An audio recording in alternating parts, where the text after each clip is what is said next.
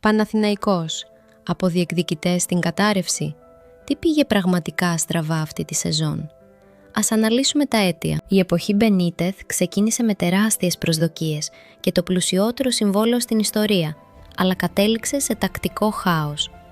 Οι συνεχείς αλλαγές συστημάτων στέρισαν την ταυτότητα. Η Ευρώπη πρόσφερε ελπίδες, αλλά ο αποκλεισμός από τη Ρεάλ Μπέτις με το βαρύ 4-0 στη Σεβίλη ήταν η αρχή του τέλους για το ευρωπαϊκό όνειρο. Παρά το ιστορικό ρεκόρ μεταγραφών 10 εκατομμυρίων για τον Αντίνο, η συνοχή έλειπε.